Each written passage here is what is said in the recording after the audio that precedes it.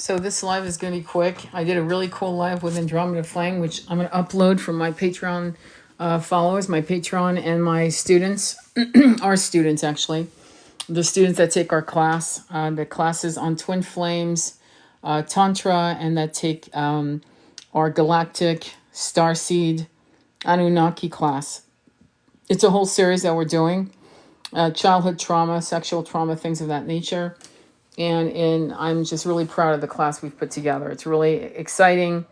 It's through Zoom, and if you're interested, they're $23 per class. You get homework, you get a PDF file with all kinds of stuff to think about, to write up. If you've bought the shadow work or whatever, yeah, we do the shadow work, but we do it in such a way that you're able to be with your sisters, because it's women that are signing up for the class. It's not, God bless you guys, but it's not you guys showing up for the classes, which is messed up. Every once in a blue moon, I'll have my son in the class, or one of our very, very good friends who's a beautiful masculine as well in the class. But and they jump in with, again, those are my unicorns. What I call those particular masculines, I call unicorns. Today, earlier in the morning, Andromeda Flame and I did a live. And again, if you want it, you need to be a Patreon member.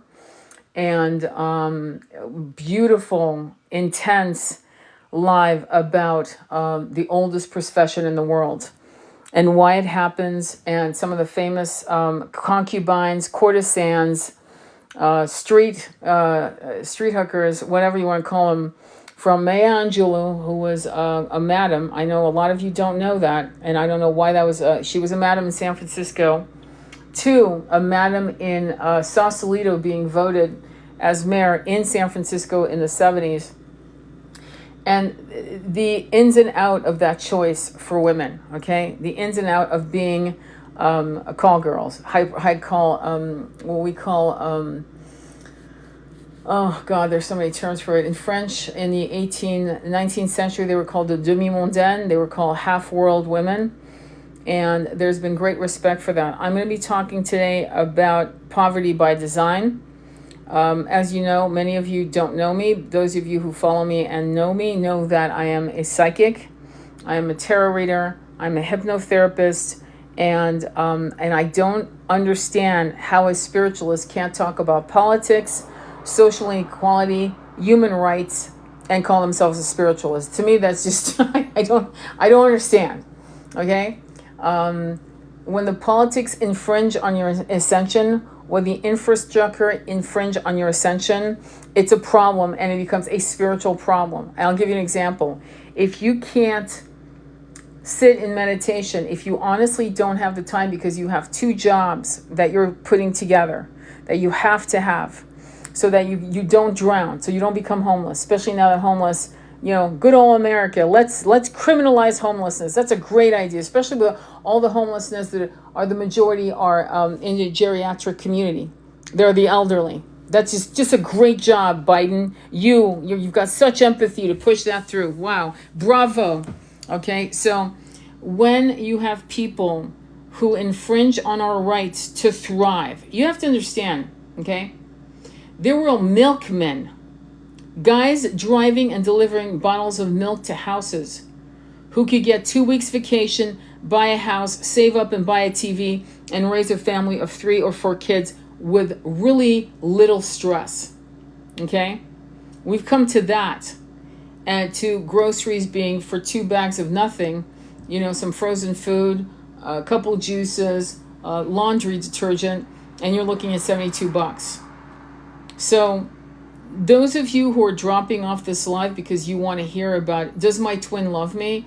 Or your twin is never going to be in union with you until you wake up out of 3D and they wake up out of 3D. When you're in 4D, both of you, yeah, you'll be together. But how can that happen if you're busy hustling and surviving? If the word surviving and not thriving is part of your daily dialogue, I'm just thriving.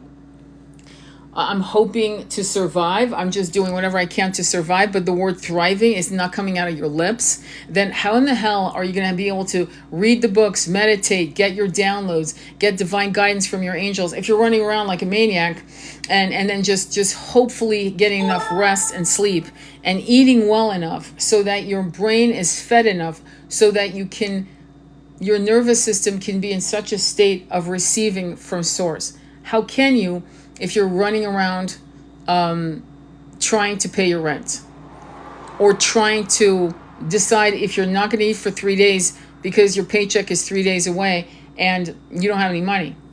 Okay? I don't, please talk to me like I'm 12. Does this make sense to you? Do you realize now how the infrastructure is actually impeding the collective's ability to ascend, awakened? Do you see how that is happening? I was at the hospital recently, like 2 months ago, listening to a girl talking about how she was looking to get a third job. What? A third job. How is she going to wake up out of 3D to 4D? How's that going to happen? What's going to happen? She'll have a dark night of the soul at some point, if she's lucky. And she will implode to such a level that she might lose all her jobs. But she'll have enough money in the bank to keep her somewhat okay for at least a month or two, if she's lucky. And at that point, she'll get awakened. And hopefully she'll do it while TikTok is still around. Because for some strange reason, people still think it's a dancing app and not an educational app. But that's another show. But at the end of the day, as many of you are dropping off my live, as I'm saying things, I guess you'd rather see people fighting about the blue flag or the white and blue flag and the watermelon flag, or should we vote for Biden or Trump? That's still, if you guys are still entertained by a complete lack of consciousness in those conversations, it's insane to me. If you're not already talking third party and massively looking at third party as the only viable choice to flip this country back on its feet, because right now it's on its knees and it's about to lose everything, and I'm not joking. It's already lost OPEC. You can't get fucking worse than that. And it's just going down the hill. It's shit rolls down the hill, as they say. And when it rolls down the hill, it will eventually smack you in the face. So ultimately, Ascension, the Ascension business, is prevented when poverty is by design. When poverty is by design, that means that the infrastructure keeps you poor, keeps you homeless. I just saw multiple posting. There's all these homes that are empty. Yeah, there are. In Pasadena, California, connecting Pasadena to South Pasadena, California. I'm telling you about this because it's the one I know. There's been a fight for the 710 freeway to be built. But no, Caltrans decided to buy all these homes for pennies on the dollar. And many homes right now are mansions. Some of them are mansions. Some of them are manors. Some of them are villas. Some are extraordinary homes that are left disheveled, that were kept from renters, from the renters market. And people can't rent. So you've got homeless people, literally people homeless, a block away from rows of empty houses that are more than perfect to give, to open shelters. Shelters for women, so women are safe. Shelters for men. And shelters for teens. It could be done. So when poverty is by design, part of the problem is, and we've been seeing it again and again, when you remember Jean Valjean in Les Miserables. If any of you have ever read the book, I hope you have, by Victor Hugo, when Jean Valjean steals a loaf of bread and ends up in prison in hard labor for 20 years. Do you remember that? When, I forgot the woman's name who cut her hair, got rid of her, and became a street hooker so that she could send money to her daughter. In other words, we're living that reality again. Charles Dickens, Oliver Twist, Ebenezer Scrooge, all of these stories you've grown up on, especially Ebenezer Scrooge with the Christmas Carol.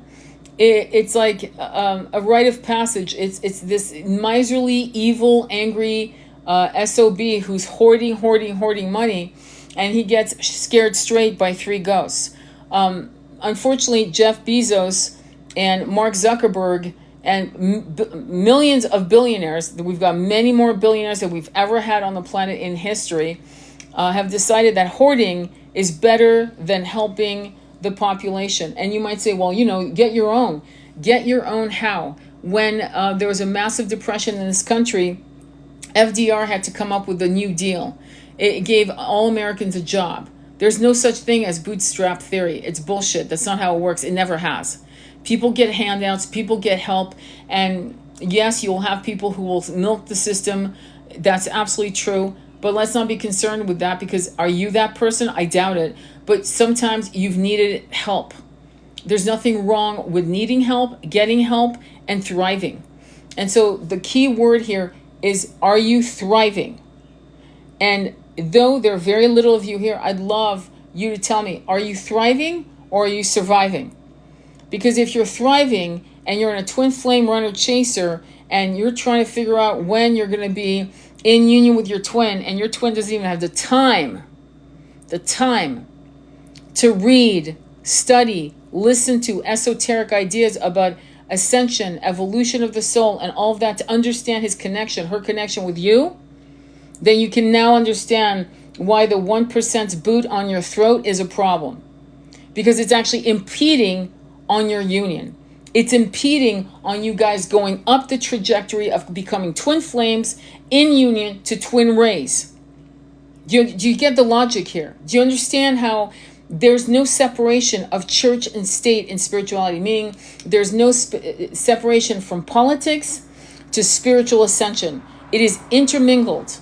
And if your man or woman is barely surviving, barely keeping their head above water, and you're asking them to, understand these massive, complex concepts of reincarnation, karma, and the reason why you incarnated in this timeline to be together, right? And they can't even take a breath to just rest, much less digest the esoteric concepts you're laying down at their feet, the books you've asked them to listen to on Audible, the books you've asked them to read, the clips on Joe Dispenza, Wayne Dwyer, Deepak Chopra, Louise Hay, Regina Meredith. Do you get what I'm saying? Cindy Dale. If they don't even have the time to look at a 7-minute clip that could change and give them massive aha moments because they are overwhelmed, underpaid, and stressed beyond reasoning, then can you understand why they won't come into union with you? Don't you get that? You can't ask a fifth grader mentally, okay, to go into union with a PhD. And we're talking on a spiritual concept to give you the chasm between you and your twin. Do you understand? Spiritually speaking, you're talking to a fifth grader, and you have a PhD or a master's in spirituality. They don't even have the time to catch up. They don't. They're probably going to drop out in 8th grade, spiritually speaking. And you'll get your PhD, you'll be on your second PhD in spirituality. You will never be in a frequency match because the 1% have decided by design to make poverty a fact for more people than we've ever seen in our incarnations. Actually, I think the last time we saw something so insane and out of balance was during the Middle Ages, the serfdom, the Dark Ages, and the Middle Ages. You know what I'm saying? But there was a golden age with merchants and middle class and this and that during the Renaissance of Europe. Okay, yeah, there were poor people, but there was merchants, wealthy merchants, and a middle class, bakers, craftsmen, things of that nature. Where the fuck are we supposed to become middle class again when our grocery bill is off the charts? When a woman or a man has to choose between gas money, a spiritual book, or eating, you have a problem. Does that make sense? If you have to choose between paying your Gaia.com membership or getting to work on the bus, metro, or putting gas in your car, you got a problem. Because that should not be hard. But there are people who are up against the wall.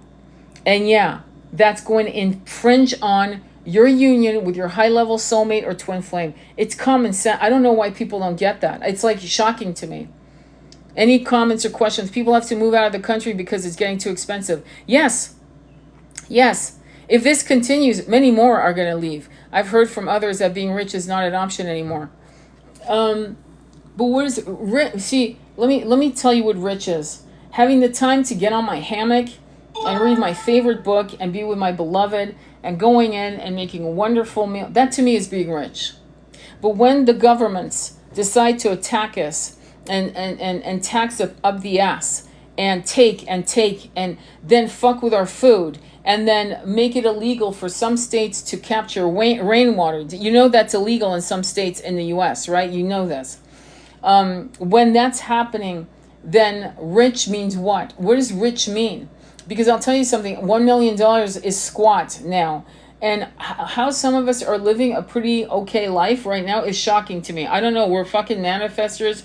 We're like turning, I don't know, a bronze coin into gold because of our connection with source and our ability to stop and smell the roses and get the downloads for divine directions so that something magical happens, like a check in the mail or a windfall of some kind, or, you know what I mean, an opportunity that actually brings us enough abundance to keep us going and having moments of nectar and thriving. You see, every human being on the planet has a right to enjoy the nectar of life. This concept of polarity that toxic spiritualists talk about, that poverty is well, they're right when they say it's by design, but it's not by design, by source. That's an insult to God. That's an insult to source, the universe, the one of 1,000 names, the one who created us all. It's an insult.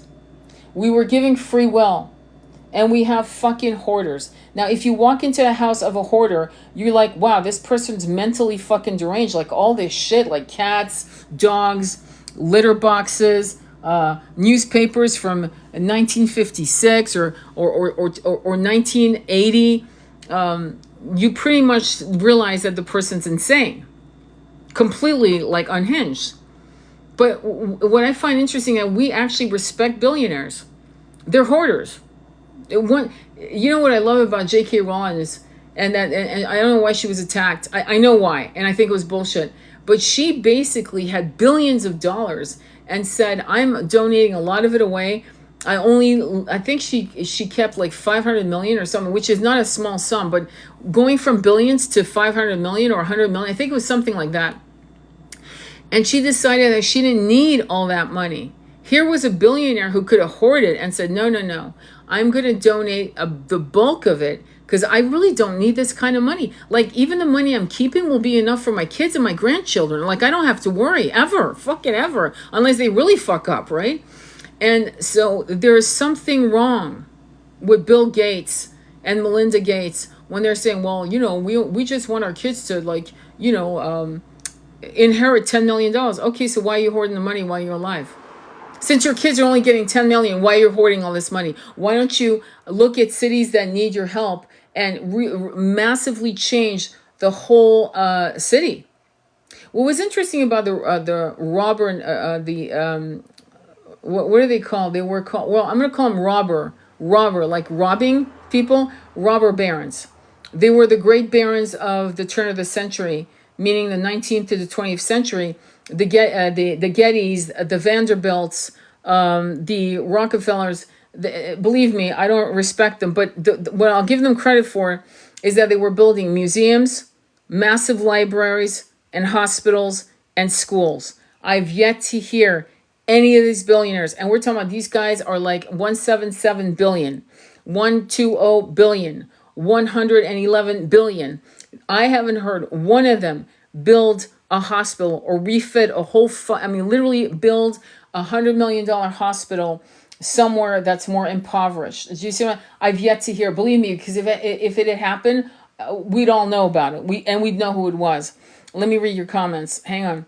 I'd rather be living in an island and living a simpler life than be stuck in a city and stressing about bill and that costs so much. Some comments on this live was filter protect. Why don't you scroll if you don't believe in what I'm saying? If you actually believe in the system as it is, enjoy. Bye-bye. You're absolutely fabulous. Just go and enjoy the infrastructure that has you by the throat. Enjoy. Throw a fashion gala. Throw a fashion gala. Sorry. Why? And you're asking a person who actually studied fashion in my 20s and who was in couture houses in Paris and Rome as a child. Why? Instead of build a museum. Got you, bittersweet abstract art. Got you. My apologies. Yes, well, they'd rather pat themselves on the back and, do $75,000 plates. And $75,000 plates for nothing, right? For absolutely nothing. What's happening is that we are being pushed to the wall to make a move.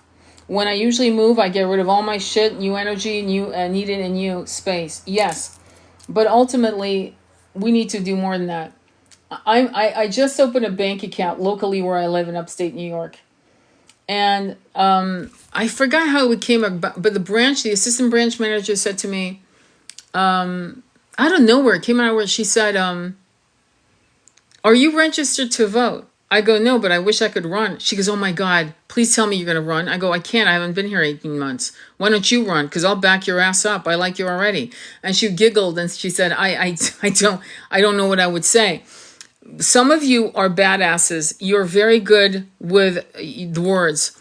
And I've been saying this for a long, long time. It's time for you to run. Run for something. I don't give a shit. Mayor, this, that. There was a badass, Renee Senum. Renee Senum was the mayor of Nevada City. And when COVID lockdown was happening, by the way, she was a professional house painter. She used to wear those masks. Those little masks we're all asked to wear, those little stupid little muzzles, those blue muzzles that were so happy to give us for free anywhere we went, because God forbid we had TB or God knows what, or the plague. Okay. She professionally was a painter for 25 years and said, I wore that mask, that kind of every fucking day. And I have a lung disease because of it, because of the fibers came into my lungs. That's why so she was on the map in Nevada City, California, and she was the mayor who said, yeah, we don't need that shit. Like, you want distance, fine. Do whatever the hell you want. And you know what? They didn't have the kind of illness that everyone else, I'm being straight up, that happened. So honestly, what I want to say to you is that at some point she did leave. She still lives in Nevada City, but she's no longer the mayor. But she did leave a mark, and Nevada City went on the map worldwide. And Sasha Stone, who's in Bali, who's an incredible speaker. I don't know if you guys know who he is. Sasha Stone basically is an amazing human being. You might look him up. It's called the Lazarus Project. You can look up Sasha Stone Lazarus, like, Jesus of Nazareth, but it's Lazarus Project. And look him up and listen to how he speaks.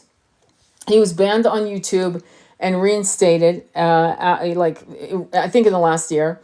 And an amazing thinker, and basically learned about Nevada City and Renee Senum's stance on the lockdown and the bullshit and, businesses going under and all that. She didn't go for that. And that's why that town still thrived in spite of it. I was living there. In fact, I moved there because of that, because I didn't want to be part of the bullshit. So I ended up moving there. And it was so refreshing to just go to a supermarket and not have little marks on the floor telling you where to stand and shit like that, and little police people walking around telling you there's not enough distance and starting up shit, and just dystopian bullshit of control and just pure cruelty and evil. And then go through all that, and then of course take a plane with an elbow up your wazoo. Of somebody sitting right next to you. So here you are in the airport standing 6 feet of separation to sit right next to the person coughing up a storm. The logic, the level of stupidity that marshaled these concepts is still shocking to me, that people were actually going for that shit. And of course, some people didn't. We know what happened to them. They were thrown off airline, and lost their tickets and so forth. But chapeau to them. And Sasha Stone was a huge, oh my God, he was talking so much shit about this dystopian affair. It was people like him and scientists all over the world talking about how sickening that was. So when we talk about poverty by design, we're actually telling you, in no uncertain term, it's by design. So if you are in a twin flame journey, right, and you want to be in union, and your twin's busy trying to figure out how he's going to make his mortgage, his rent, his car payments, whatever, or whatever's going on, and he can't take a 2-week vacation to just decompress, de-stress, enjoy, relax, get downloads, meditate, learn new ways of being with himself and the energy of God and nature and whatever, however you want to call it, then you're not going to be in union. And I'm going to do a video on that so you guys really understand the brass tacks of that reality. The reason why me and my twin got into union is that he toggles between 4D and 5D as I do. And eventually we met on a crossroad moment and came back into union. And most people who come into union have to be on the same bloody page. They have to have some basic values that they share, and understanding of simple things like karma, retribution, soul connection, soul contracts, past lives on other planets, mantras, the power of mantra, the power of chakras, the power of food, and how it impacts your mind, your ability to get downloads. This is why, ayahuasca, a good shaman will tell you, yeah, don't eat meat for 2 weeks before you come see me. Like, don't eat meat, don't smoke pot, don't take any drugs, and don't have sex 2 weeks before you come see me. Why? Because they want to purify the system from the meat, the cortisol of the animals being eaten, right? And the alcohol, and the pot, and anything else that's going to infringe on your connection with Pachamama, which is ayahuasca, Bhumi, Gaia. So if that's truth, right, then all of these things have to be looked at.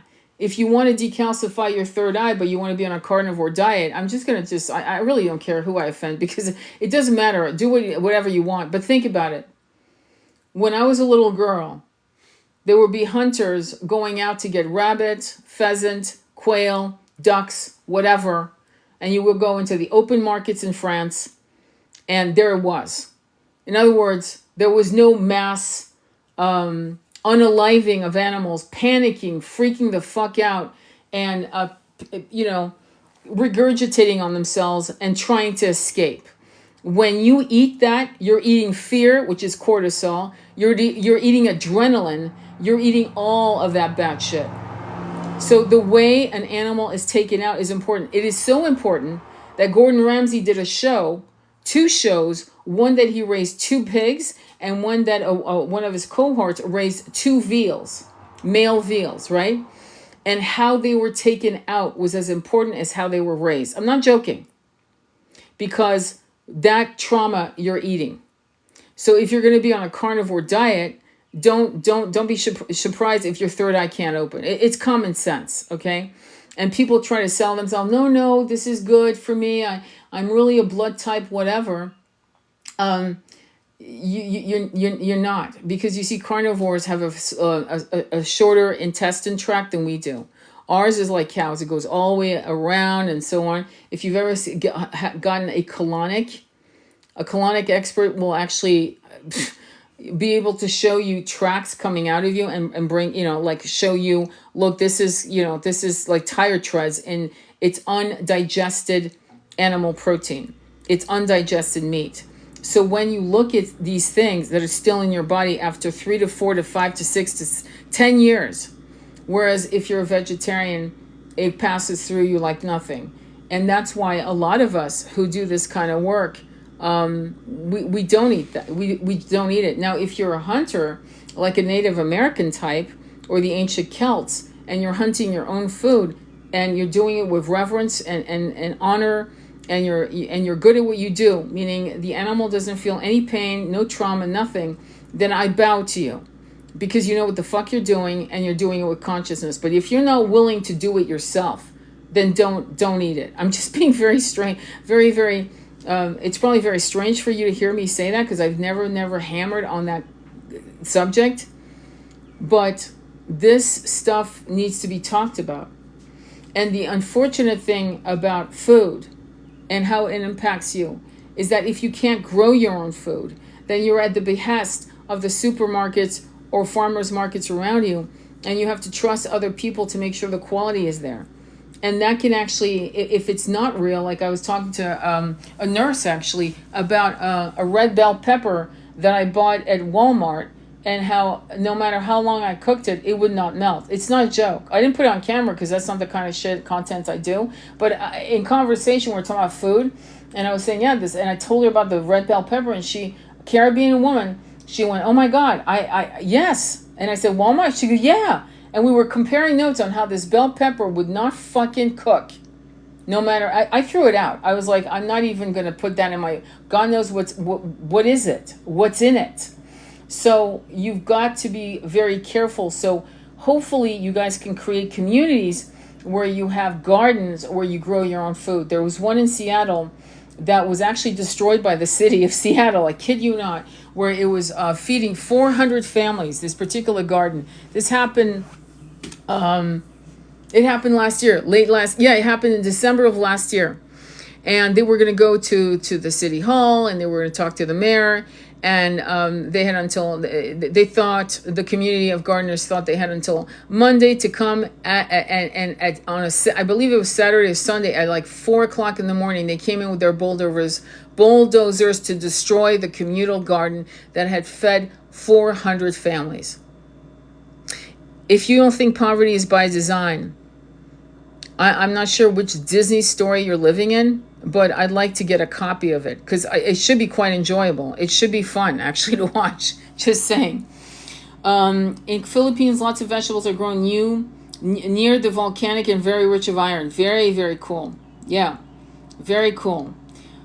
I think I can't poop when I eat meat. Lol, I can't either. I can't eat. I can't eat it anyway. So it is whatever it is. Any questions, or do you kind of understand how this whole twin flame dynamics works? Do you understand the brass tacks of everything is interconnected? Every single move is interconnected.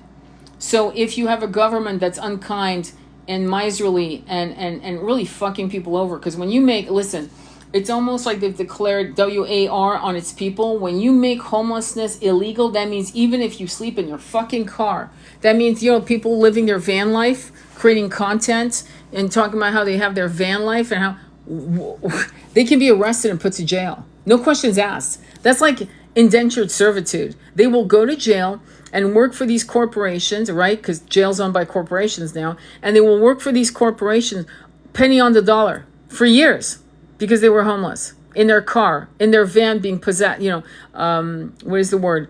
Confiscated. That's a problem. That's a massive problem. So when you think that your twin hustling 2 jobs, right, trying to make his car or her car payment is not, and you think it's just because they don't know how to win, no one, everyone is having a very, very hard time under this particular administration. Something just passed with Biden where he is immune. He can do whatever the fuck he wants if he doesn't win the 2024 election. And it's funny. A lot of us knew that was coming. We didn't know how he was going to pull this shit, but we knew that he was going to actually do something very unpatriotic, very evil, very, very just rank, skanky. And he's showing his true colors. The fact that there are people literally vacillating on voting on Kennedy because of his stance on medical malpractice and medical abuse. Okay, and that he's studied this. This is not a stupid man. This is a highly educated man who has decided that he wants to serve his country. Believe me, the guy's got a garden. He's rich. He grows honeybees. He's got a honey. He's happy. He doesn't have to fucking do this. He's not like Trump going, if I get into the office, I'm a billionaire. I could fucking be a trillionaire, right? Because there were moves that Trump did that were not cool at all. Not cool. He did not unify this country, and you know what I'm talking about. If you were brown or tan or any other color, you know that he was not supporting all Americans equally. He was not. He never. They all love him. People of brown skin, black skin. I don't know what church is being paid. A lot of these churches tend to manipulate their flock. I'll just say. And I think they're being bribed. I really do. Because if you have a half a brain like Martin Luther King had, a massive brilliance, He led his people to freedom through peace. You looking at Gandhi as an example of how to do it without violence. You know what I mean? So honestly, I don't trust a lot of these ministers. There's been too many sex being caught with their pants down. Let's just put it that way. And I'm so sorry. I just didn't know what I was doing. I was filled with sin. I'm so sorry. Please donate more money so I can pay for my legal fees. Yeah, I don't trust these guys. I don't. What I trust are people who are humble, who do not want to serve. Many of you don't. But sometimes the best leaders are the reluctant ones, the one that go, fuck, I don't want to do this. I don't want to do this. Yeah, but if you don't do this asshole's still going to be in power. It's kind of like the movie Gladiator, Maximus, and Maximus decides that he's not just there to avenge his family, clearly, but he wants to do the right thing, even if it means his own demise, which, as you know, it does. But he does it to help and protect millions of people he'll never meet. That's really the point of the movie, if you really look at it. It's not so much about revenge. It's about righting the wrongs. You took out my son and wife, yes, but you took out your father, Marcus Aurelius. You took out the ability for the system to go back to the people through the Senate, instead of having an emperor. I mean, just fucking watch some of these movies, because they're really telling us what we're going through right now. And so how, if we're on the brink of the abyss, how are we supposed to kumbaya and get together in communities and help each other and help the masculine heal and the feminine heal and our connection when, while we're suffering, all of us are suffering in our own ways, the divide and conquer agenda continues. Man versus bear, and 4B movement, and divide and conquer. Now Tractor Supply came out with, they don't want to support LGBTQ community. I'm like, dude, they should put him in a chair, strap him, and let him watch a Torch Songs trilogy for fucking 6 times in a row. If you watch that movie, if you're not sobbing like a baby, there's something wrong with you. Why are we going backwards? And why are we allowing it? When doctors are terrified of helping a woman who is having a problem with her pregnancy. In fact, it's probably going to cost her life if they don't do something. But if they do something, it'll be under the abortion, and they'll be indicted. They'll be thrown. They'll lose their license. So right now, hundreds of thousands of women in this country are going to be dropping their bodies meaning they're going to be unalivened, okay? Not because of malpractice, but because the doctors know what to do, but if they do it, it can harm them. That means that you could have some twin flames where the separation happens because of that act. Because this woman is pregnant and it's not with her twin, and they're finally together, they're finally in union, it's all good, and boom, the pregnancy is going way, way wrong, and she's going to die of septic because the doctor will not perform the necessary you-know-what to get rid of this pregnancy so that she can survive. There's all kinds of fuckery in different storylines that you're going to start seeing. And so separation of the twin is also actively done by design. Because when twin flames are in union, they are powerhouses. They are massively healers. They are shamans. They are high priests and priestesses that walk in massive power. They manifest effortlessly. What they think becomes. That's why we talk about the telepathy that is involved with twin flames. The telepathy is famous. In fact, it creates massive suffering for many people who feel that they're obsessed for their twin. But when you have the 1% and the infrastructure put their boots on our neck, then we can't ascend. Does that make sense? Any questions or comments on that? Does anybody want to argue that point? Because I'll invite you up if you actually are serious. Let me see here. Okay, Jesus Christ, please read the room. when it gets to futurists, I'm moving to an island. Well, you're lucky you can. Not everyone can. Let me see. Any questions? My heart full. Sorry, this is not the type of live. Thank you, my love. Thank you, Letty. Okay. Any other questions, my sweethearts? Any other questions? It's weird how people are still like literally. They must be listening to me, but not hearing me, and yet they're asking, "Will my boyfriend do X, Y, and Z?" And I've just shared the most important shit that you can ever, in like 5 minutes, listen to, and yet you're asking a question about your boyfriend and not realizing that maybe your boyfriend can't concentrate on you because he's trying to survive.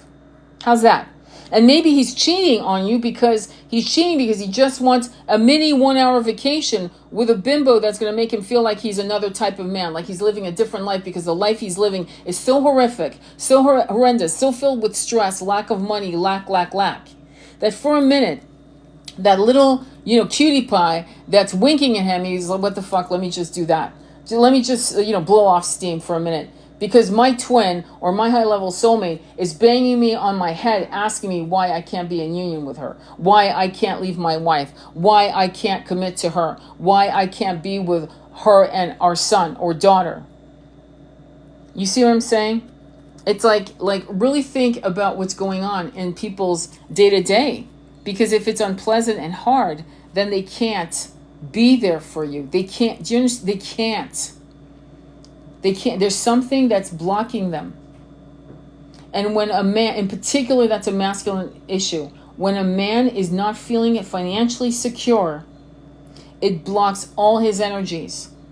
He can't be that lovey-dovey, twin flame soulmate lover. He can't. He doesn't have it in him. He's trying to survive.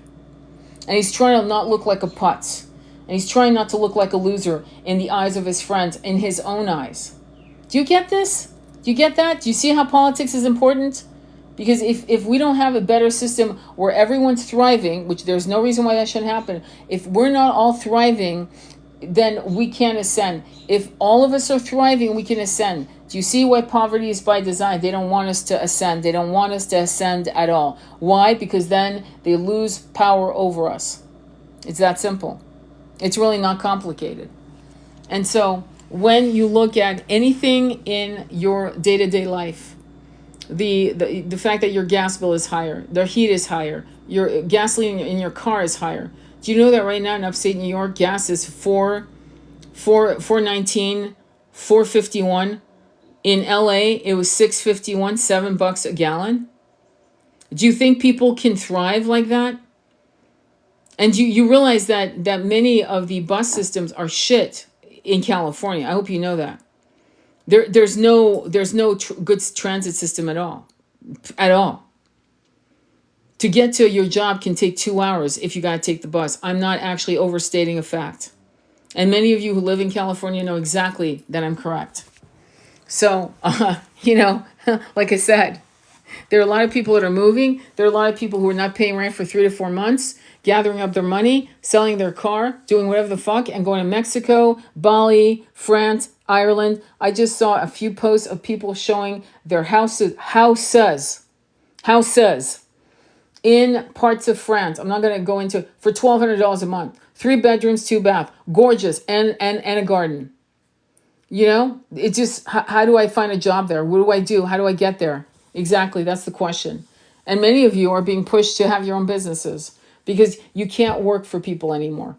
Many of you are going to be pushed to have your own businesses so you have the freedom to go, I want to be able to meditate but so strung out, lol. Exactly, and that's, it's funny because I understand that. I'm going through massive stuff. Okay, I got you, Baron. I'm going through massive stuff, and I'm finding it hard to meditate for 30 minutes. I have to do 20 minutes. Sometimes I do 10, then I do another 10. And so that's what you're going to have to do. My guides did that with me. Don't work for others. Exactly. A lot of people are also moving out of the state. That's what I mentioned. So there was another person who found a house. I think it was a house, a small house. This one was a small house. It was $650 a month. In France, another place, it was Switzerland. Oh, Switzerland's so expensive. Yeah, I saw a fucking kick-ass apartment for $550 a month. What the fuck's going on, right? One of my son's friends moved to England, I would say 7 years ago, as a personal trainer in the gym. And at 27, he owns his own fucking house in London. Tell me, how many 27-year-olds do you know own a house and did it on their own? Not daddy and mommy handing them a house or giving them the down payment for the house. I mean, on their own, did it on their own. I don't know many 27-year-olds who have, unless they hit a fortune in crypto, okay? Most of them, or they started a cleaning business or some kind of business at a very early time in their life. You know what I mean? Rent in the Philippines for apartment can be $300 depending where you are. Yep, I believe you. So the Ascension has a lot to do with us not thriving as a collective. And when we demand our government to be kind, generous, leaving us the fuck alone, just let me live my life. Let me just pay taxes on these products, or I pay taxes every year, but I don't pay taxes on gas. Or whatever. I don't pay taxes on products. I don't pay taxes on capital gain if I sell something like a boat, a car, a house, whatever. Leave me alone. If I'm not making $100 million or $50 million, we can come up with a sum, right? That's fair. Leave me the fuck alone. Right? The nice thing about Europe is, and again, I've lived in both countries, so it's not like I don't know what I'm talking about. And I can't tell you how many Americans have had cancer. I'll tell you the story of this woman who had breast cancer. She had breast cancer. She was diagnosed in somewhere in France. And they diagnosed her. Within a week, she had surgery. Within 1 week. Did you hear me? In this country, with our fantastic Obamacare, it would have been months, 6 weeks, 8 weeks for HMO to approve. You know what I'm talking about. It would have been that long. So anyway, within a week, she had her surgery to remove the to do a mastectomy. And then boom, within that week after surgery, she was on chemo. Boom, boom, boom. And she said, and they were giving me alternative medicines as well, meaning plant medicine, herbs, homeopaths, things of that nature to help her heal at a faster rate. In other words, they had the brains to understand traditional medicine and alternative medicine and taking the best of both worlds to help her heal at a fast rate. She said, within 6 months, I was done. I was healed. I was in remission. She said that would have never happened in the US. I might not have survived. I remember reading an article of a 34-year-old woman. This was in LA Times. They were doing series of different things that were unjust in the 90s. This is when we still had journalists. And she needed a double mastectomy, and it took 6 months for them to approve it. They were going back and forth, show us documentation, show us a bio, just all kinds of shit. She died. She died because by then it had spread through all of her organs and it was fucking too late. She died. She was in her 30s, 34, I believe. And this was, it was a series of articles written in the I believe it was 1996, that LA Times was putting out. Really, really incredible content in those days. So my point is, we better start demanding a lot more, okay? The fact that we've got senators complaining that they're at 175 to 275 a year is not enough because they have to manage. I love it. I almost fell off my chair laughing. They're actually complaining, saying that 175 to 275 is not enough because some of them make more, from what I understand. The sum was shown as 175, but I'm pretty sure they make 250, between 225 to 250 a year. But anyway, let's move on. And they were complaining, saying that was not enough money to run two households. Now, you and I both know that they're going to Washington. All they need is a fucking studio apartment. I'm sorry. You don't need more than that. You're there to sleep and work. Okay, then you go home, and your home can be palatial. It's your business.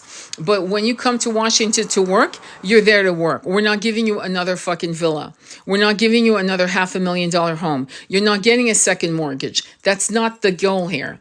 You're there to work. So they were complaining that they couldn't afford two households. I nearly cracked up. I know that all of you, if you were making 175 to 225 a year, You guys would probably have a mountain cabin or beach cabin somewhere. You'd have your home and you'd be taking vacations. You'd be thriving like crazy at just that sum of money. Many of you would be thriving. I know I would be thriving. I'd probably be going to France every year, spending a month in France, and I'd still have money in my savings account. So Americans got death weeks before it's too late, but they won't get you in right away.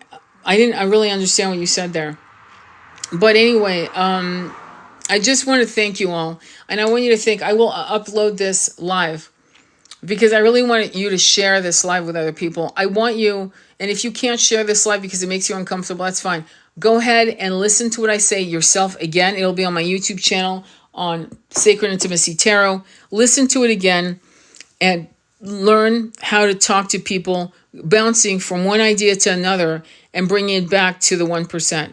Because every single fuckery that you're dealing with right now is because of the 1%. It's because, and to be honest, I don't care. You want to be the 1%, enjoy it, but leave me the fuck alone and don't make my life harder. But they're doing it purposely by design. So when that happens, when they make your life, my life hard by raising prices to levels of nosebleed levels, then we have a problem, and it's not going to continue. It can't continue. We're not going to survive it. We are on the abyss. 2024 is the day where you guys have to show up in November and vote like crazy and vote them all out, all of them. Do not be a Democrat in November. Do not be a Republican in November. Be a fucking human being that has brains, that realize that both of them are two sides of the same coin, and the fuckery will continue no matter who we get in. We have to vote third party.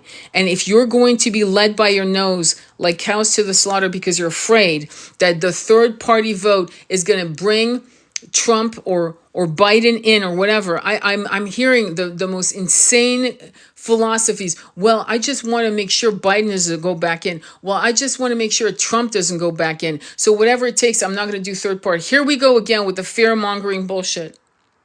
If that happens, I am leaving this country. If either of these two men come into office in 2024, in January, when TikTok is removed, I will find a way to leave the fucking... I'm not going to stay here. It's not going to happen. I'm not going to put myself in harm's way and go down I can't. So I'm urgent because I know the potential this country has. I know how great America can be, okay? It has never been, but it can be. It can be to all people of all colors and nation and religious belief systems, and all of us can thrive. There's no reason we can't. But we have to have kahunas. And if the average person doesn't have the fierce loyalty to its own family, if you don't want to do it for yourself, do it for your fucking kids, my friends. Do it for your kids, your family, your friends, your descendants, your grandkids. Do it for them. Do it for you. If you can't do it for yourself, show up for them. Be selfless for them. Be urgent and angry in a righteous way for them. But if I see that this country is going to keep the fuckery of the two-party system, peace out. I'm out. I'm gone. And I've never said that publicly, but I'm telling you, I'm serious. There are too many Americans. I'm watching their posts going, holy fuck. I'm in Japan, I feel amazing. I'm in Shanghai, I'm amazing. I'm in Russia, I'm amazing. I'm in France, I'm amazing. I'm in Italy, I'm amazing. I'm in Portugal, I'm amazing. They're all saying the same, I feel so much better. I feel so much. They're all saying that. So me being a patriot, I want to help in any way I can. And this is my small way of helping. By doing these lives totally off the cuff. You don't think I should be doing tarot? You don't think there are tarot readers right now making bank? Making fucking bank. $25 a question. Okay? There are tarot readers that are making massive money. Never, not once have I heard them talk about this. Not once. I've got tarot readers coming to me in my messaging box asking me about twin flames for their clients because they don't even fucking know the answer. And I'm giving them the answers for them to run back to their clients to look like they know what they're fucking talking about, because they don't. And literally, and meanwhile, I'm putting myself, I'm not in some harm's way to do my little bit for God and country to get people to waken up. I don't care if I talk to one person, 8 people, 12 people, 4 people. I'm hoping that I'm planting enough seeds for like Johnny Appleseed, like scattering the seeds to the 4 corners of our great country, of this country. The potential of this country is untapped. It's never been truly, never. I'm not being funny, or I'm being critical, but I'm not being funny. I'm being serious. It's never been tapped. The potential of this country is untapped. And the Hopi Indians said that the world would be led by the rainbow people. The rainbow people. This is a Hopi prophecy, American prophecy of the Native American people. That the Hopi Indians said the rainbow people will bring us to ascension. I'm paraphrasing clearly. So we need to unite. Muslim, Jews, Christians, Amish, Mormon, spiritualists, Wicca, whatever, together. And realize that the R Club and the D Club, no matter what, they don't want us to win. Because a long time ago, when COVID was locked down and we were locked down, they wouldn't have just sent us $1,200 checks, 2 of them. I think it was 2, maybe 3. I forgot, honestly. Meanwhile, New Zealand was getting, I don't know if you guys remember that, New Zealand, I know for a fact, was getting $2,500 a month until the lockdown ended. That at the very minimum, you could pay your mortgage or your rent. You were not going to lose your apartment. You were not going to lose your house. At the very minimum, it was going to cover that. Right? And it was done for 1 fucking year until the lockdown stopped. We got $1,200 checks, and then we got extensions on rents we could not pay. No wonder we have a country of people living in tents, vans, and cars. We've got people working for the state, right? Clerks, secretaries, whatever, living in their cars because they can't afford the rent. And if you've never been in a roommate situations can get weird. All you need is a narcissist to fuck with your shit while you're out of work, and you come home and your laptop is broken or soaked with water or something's happened with your belongings, and they're acting like they're gaslighting you until the cows come home. It's not always a good, I don't know why people think, well, at least get a roommate. Why? Why force people? Why should people have to have a roommate when people should be able to get a studio apartment for $450 a month? $300 to $450 should be what a studio. A 1-bedroom should be $850. A 2-bedroom should be $1,200, because you're assuming there's hopefully 2 incomes. It's not for a single mom and her child. It's for, a couple and their child or children. Does that make sense? So we need to get a little smarter here. I think it's time for all of us to pull out our calculators and look at how many trillions, how many billions of dollars, but trillions has gone out to the wrong countries for the last 4 years, while our citizens, our veterans, have gone homeless, and some of them can't even afford a fucking tent. And you wonder why they're drug addicts? You think you could go out there, be homeless, sober? Do you really think you can do that without taking something to make you forget where you are? You're damn right you're going to have people on drugs at this point. Who the fuck can do that, sober? You can't. If you ever remember the movie Down and Out in Beverly Hills, he's not sober until he gets rehabilitated by Richard Dreyfuss and Bette Midler in the movie. And he's fabulous. He's in his groove. He doesn't need to be the bum, that's high all the time, that's out of his mind with alcohol, because he's given the opportunity. Same thing with Trading Places with Eddie Murphy and I forgot the other guy's name. And they trade places. When you give people opportunities, that's what's so funny about these movies. It's like we watch these movies. We love these movies. And we don't understand that's exactly our story. They're telling our story. They're shoving our story in our faces, and we're not getting it. We're not computing. It's not registering in our little noggins. And that's what I mean by you've got to start talking. You need to start influencing people around you. You need to start really beating people up emotionally speaking, when they talk about, oh, I'm gonna vote for Biden. Biden, what are you, fucking insane? I'm gonna vote for Trump. What's wrong with you? Why would you vote for Trump? It's why would you vote for two men who walked away being richer than they ever were before they were presidents?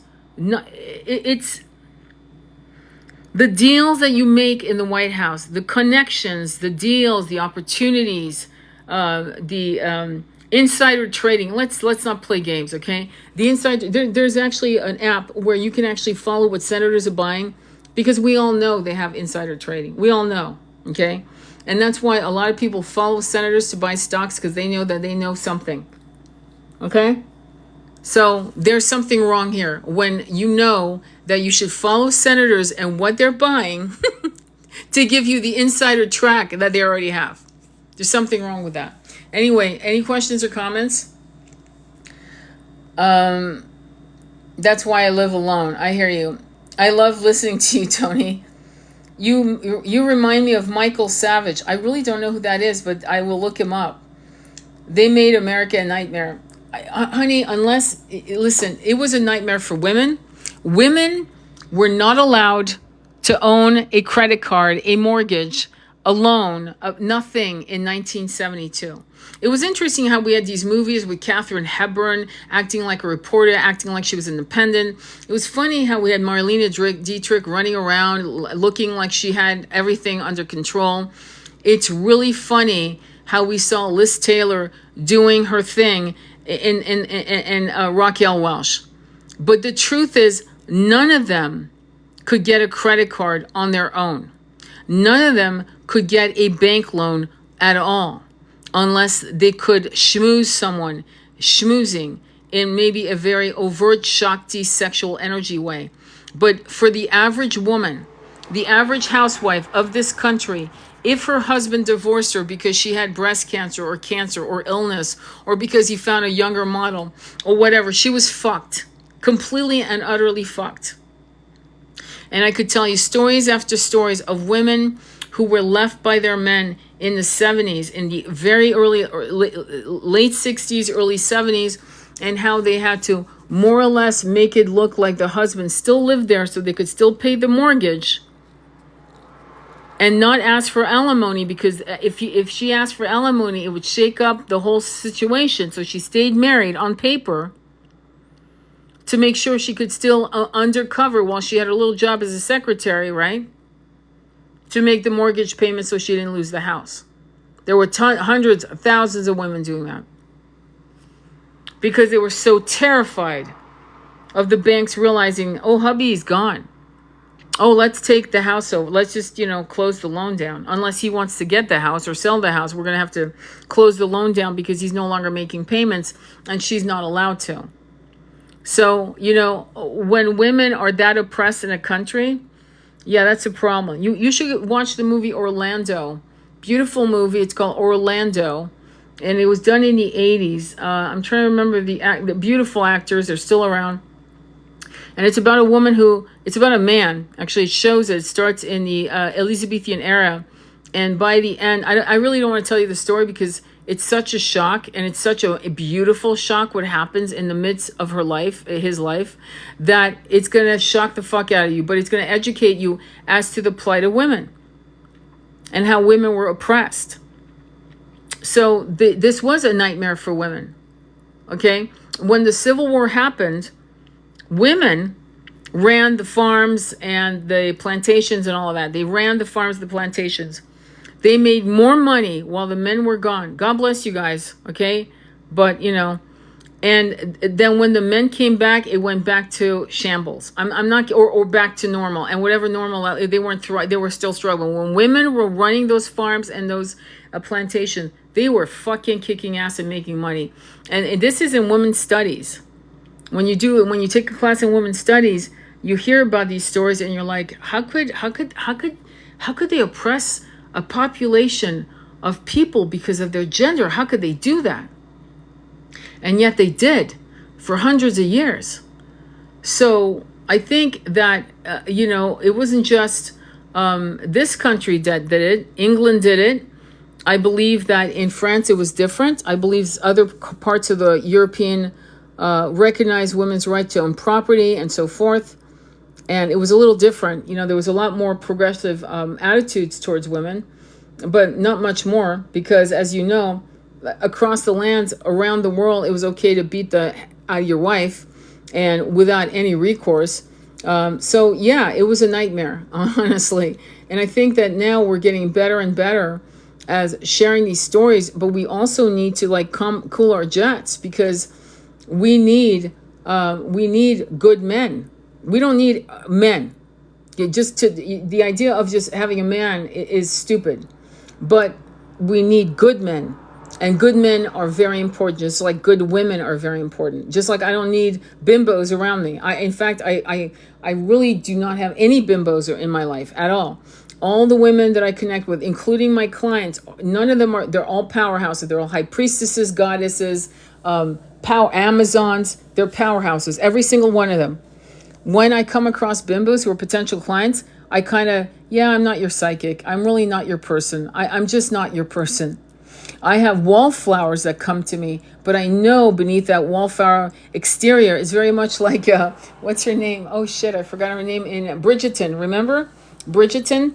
And she's like a wallflower, and she comes out in her power with her pen. I love working with wallflowers. I love working with women who still haven't tapped into their full power. They still aren't very confident about their femininity. They're confused about what it is to be a woman and how to tap into their Shakti energy. I love those women. That's exciting to me. It's like unwrapping a gorgeous gift, and you're always surprised at what's going to emerge out of it, because you're not sure, but you know there's gold here. You know there's beautiful jewelry here. There's beautiful power here. And when you unwrap it with them and they are in awe of what's emerging out of themselves because of the coaching I do, it's exciting. But bimbos, like Barbies, yeah, I don't talk to those chicks. If they come to me, I'm like, yeah, I'm not your person. I'm just like, there are other people that will give you what you want, the cotton candy readings, but that's not me. So I want to send all of you my love and thank you. Again, my lives can be intense, and I'm sorry, but not sorry, because we need swift kicks in the butt, massive kicks in the butt. And we need to kick our neighbors in the ass and tell them that it's time to stop being afraid of the third party. And that is exactly what you're going to hear the powers that be, the Republicans and the Democrats are going to push that agenda. They're going to do it through they're going to pay influencers to say, I'm voting for Biden or Trump because I want to vote him out. They're going to pay people to say that. Don't think these influencers are not on the payroll, that think tanks aren't hiring them out to do their dirty deeds under the cover of darkness, while you're thinking, oh, they're so kind. I've been following them for 3 years. They're always very cool. Yeah, when somebody hands you $100,000, very few people will say no to $100,000. Okay? There are some amazing people who have turned down $20 million because it was against their integrity. These people are unicorns. The average schmo will take $100,000. What do you want me to say? We'll say this and okay, no problem. When do I get the other $100,000? Well, when you've done it for 6 months, then we see a shift in the way people are voting or polling. Okay, well, and then they go hot and heavy in trying to push you. Now, I'm talking about Kennedy because honestly, that's me. I'm probably going to be working on his campaign. But to be honest with you, we can't vote for Democrats or Republicans at this point. If you were a Democrat, like I was a Democrat since I was 18 years old. Democrat all the fucking way.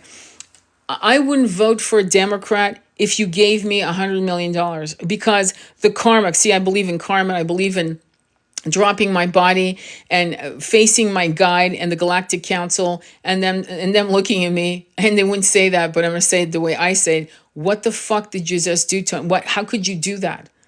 I would never be able to live with that.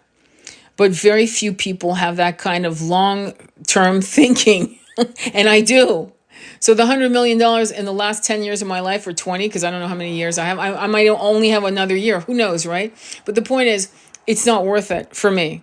The long term for me is when I drop my body and I face my guide and I face myself. But we have very, very few of those people. And the influencers out there with massive power don't give one fuck about you or me or this country or the country next door or the people. They don't give a shit. All they care about is them, their Birkin bag, their watches, their shit, their stuff, their status, and so forth, right? Let them eat cake. You know the chick that was let them eat cake, Haley Bailey?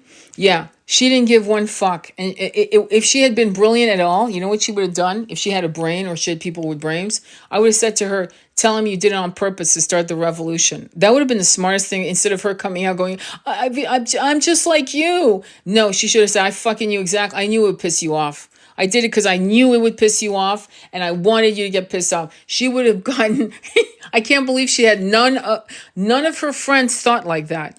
None of her threat, because it took her a while to respond to the gal affair. But the fact that no one came up to her and say, Haley Bailey, you better fucking tell me you did it on purpose. So that they think you're a badass chick in Amazon. Because if you come out trying to apologize, they're going to eat you like raw burger. Okay. And she basically crashed. I think she lost like 1 million. Am I correct? If I'm wrong, let me know. I think she lost like 1 million followers in like a week or so. We need the truth. Thank you for this live. Thank you, Tony, for all the love, support, and inspiration you share. But you get where I'm coming from on the Haley Bailey debacle. If you take down the luxury brands, half of these people would fall apart. Totally. Absolutely. You know, I like my Nara Smith. By the way, I get my kick on Nara Smith. I really do. I follow people who raise chickens. And for a minute, I'll look at how they raise chickens. I follow people who have horses and who tell me how to keep flies off a horse's ass, though I own no horses, right? I'm fascinated by this. So I have my little brain candy moments. There's no problem with that. But what I find interesting is that what I find interesting is that Haley Bailey had a massive opportunity to look like she was a shiny, beautiful Amazon, and she ended up looking like an absolute fool. And it had a lot to do with who she surrounds herself with. She surrounds herself with very little minds. And little minds can't give you advice to get you out of shit, So it's a good idea for you to always surround yourself. This is a side note.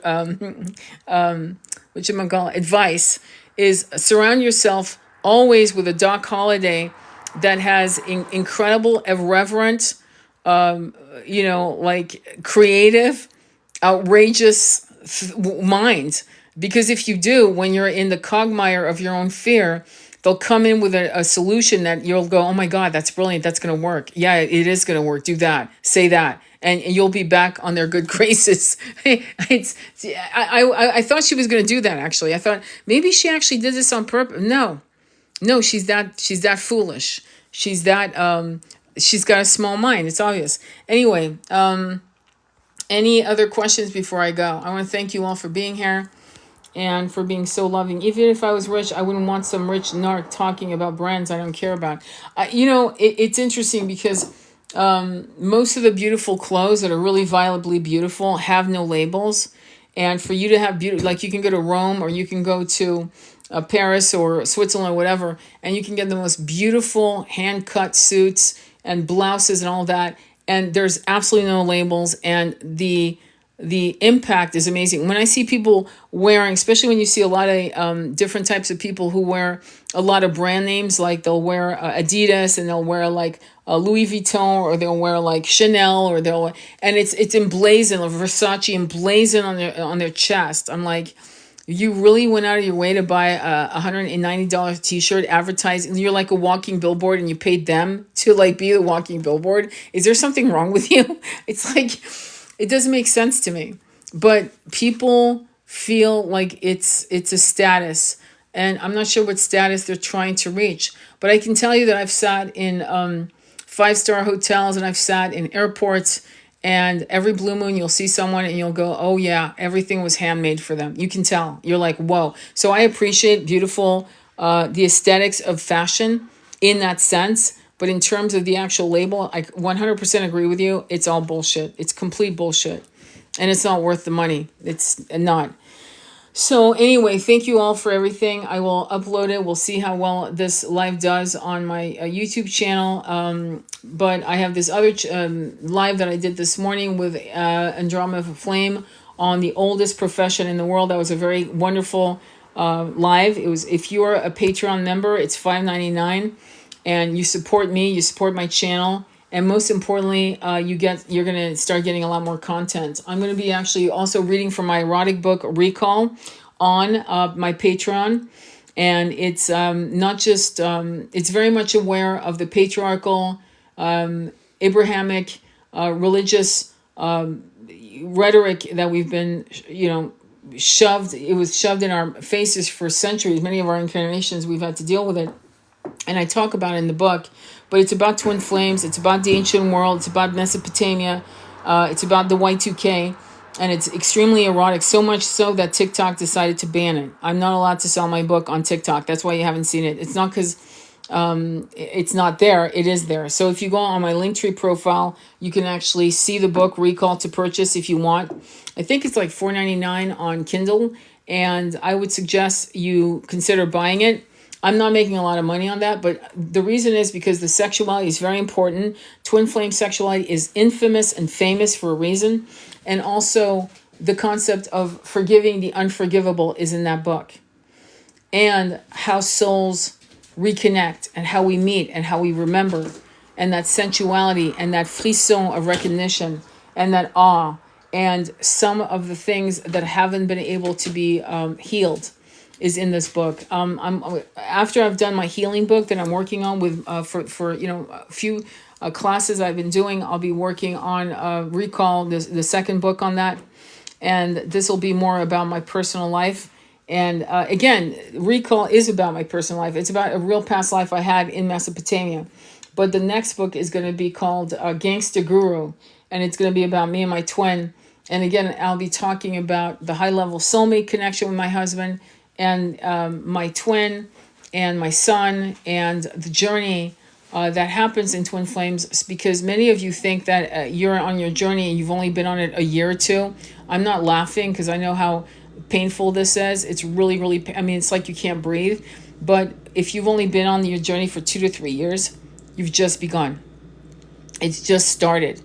I started when I was 18, and I'm 62, and I'm still in the journey. Okay, and many of you who know me personally, who are my clients, know what I'm going through right now with my beautiful twin, who is on his way to go back home to Godhead, and but I've been very, very blessed to be in union with him for the last 2.5 years, and before that we were in union for like 10 years. So we're very, very blessed. Everything happens for the best. And if you read the book Recall, you'll see that Creo, the character in the ancient world Mesopotamia, is my twin in this incarnation. You'll see that it's my twin. All right, so I want to thank you all for everything and your support. I love you too, Letty. I really do. Letty's an amazing woman. Follow Letty, follow Cosmic Queen, follow Michelle, follow Cosmic Canary, follow Alicia, follow Yessie. Yessie's an amazing young woman. Amazing.